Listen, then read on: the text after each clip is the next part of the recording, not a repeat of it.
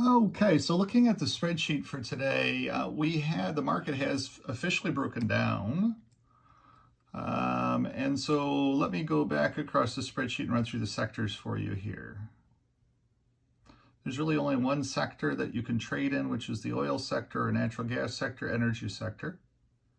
So that makes it easy from a trader's perspective. You know what to be doing. But here is the XLP. And so it's still holding up because this is things like Coca-Cola. People always buy a Coca-Cola no matter what, or Procter & Gamble. People always buy their stuff no matter what the economy is, but it has officially broken into red, 99.49, still holding up well. Just a little bit of caution, but this is a defensive sector, so you would otherwise expect to see that. So all of that looks fine. Don't look for a whole lot of downturn in the XLP, more of a place for safety, if you will.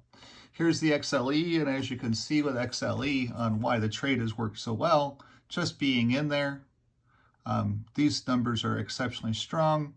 Completely green across the board. These numbers are exceptionally strong. Since its breakout, 83.90, 83.98, it just told you this is the place to be. It was very easy to be able to see it broadcast on the spreadsheet because of that. So XLP is where I made my 82% last night while sleeping, and continuously make money. That's where I've gotten back to even at too, and above. This is the XLU, again, a defensive sector, but it has officially broken down with this 0.9916 print. And it is falling in its data sets here across the board as well, too.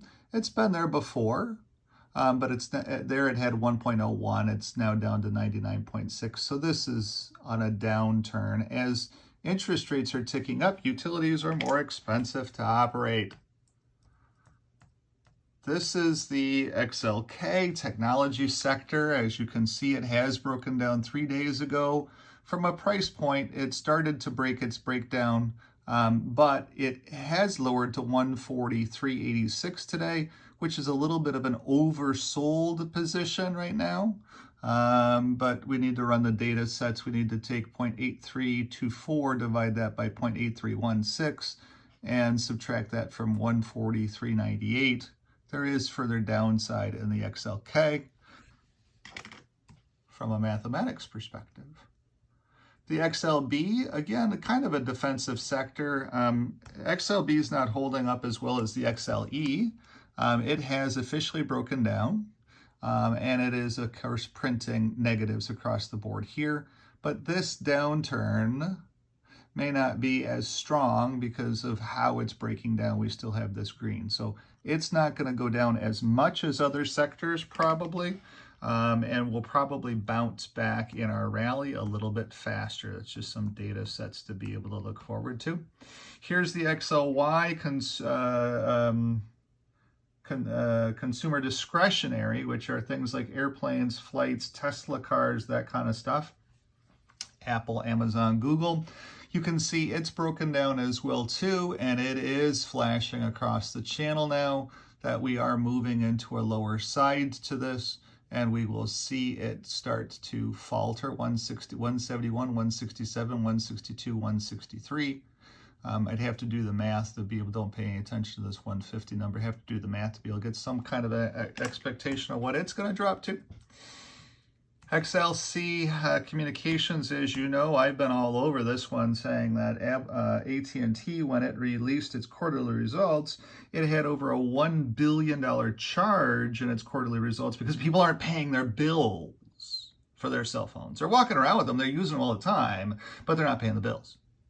And it's funny, in New York City, all of the immigrants that get bused to New York City, the 4,900 immigrants right now in the city of New York City, are all getting free housing, and they're all getting free cell phones.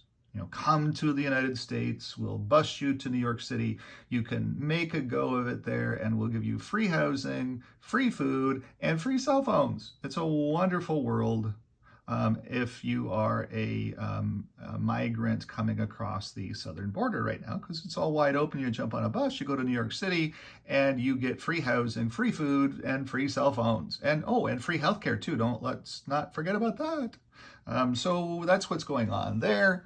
And you're starting to see that start to fall apart. Free things do not necessarily work well from the concept of other people wanting to buy things. It's like, well, wait a second. If all these people are getting free things, why don't I go live like them and get free things too?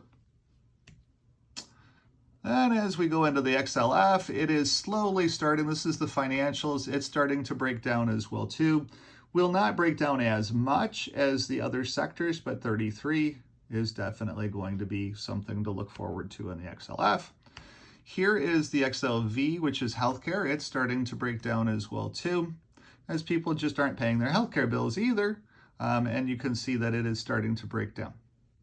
XLI, the industrial sector, actually holding up pretty well because we are exporting a ton of things around the globe in the America First agenda, which is still on our manufacturing mind, and we're still living the benefits of it. So the XLI is holding up exceptionally well compared to the other sectors at this point in time.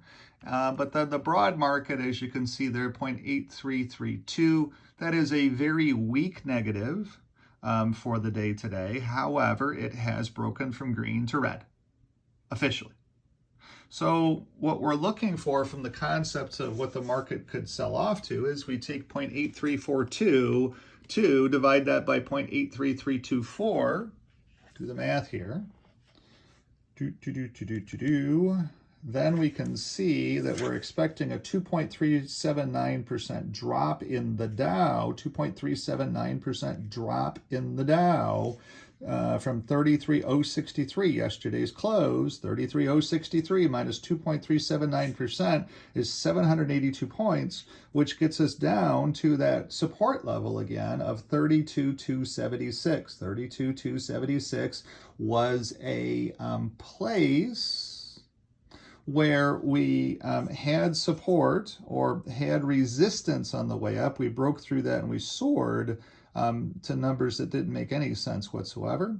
Once we got above 33,080, now we're back underneath 33,080, and so now 32,276 is on our mathematical model where we should find some support. 32,276 Dow support, and we'll see where we go to. Now, Wednesday is coming up. That's tomorrow. Every Wednesday has been exceptionally strong. Every Wednesday has been exceptionally strong.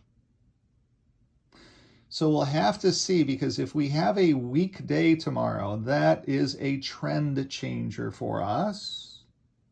And so we'll have to see what happens with all of that as well, too. Sorry about my Hunchback of Notre Dame finger. It doesn't hurt. It's just fluid on that joint. Anyway, but that's what we're expecting now is 32,276. The only sector we can actually trade is the energy sector, natural gas sector, because everybody will be freezing because all the pipelines are shutting down. If Gretchen Whitmer gets her way, she'll be shutting Line 5 down as well too, and freezing out everybody in Ontario, everybody in Ohio, everybody in Pennsylvania, and everybody in Michigan. So all of these things make a whole heck of a lot of sense from the concept of why natural gas is soaring. It's up to $10 per cubic foot, or whatever the heck it is. And we cannot boat the stuff over to Europe fast enough. So anyway, that's what's going on. That's what to expect. Energy is the one sector that you can be looking at. Materials is a possibility, and banking is a possibility, assuming that people do not default. Thanks for watching. Enjoy the show, because we're going down 32,276 right now. Thank you so much. Have a great day. Bye-bye.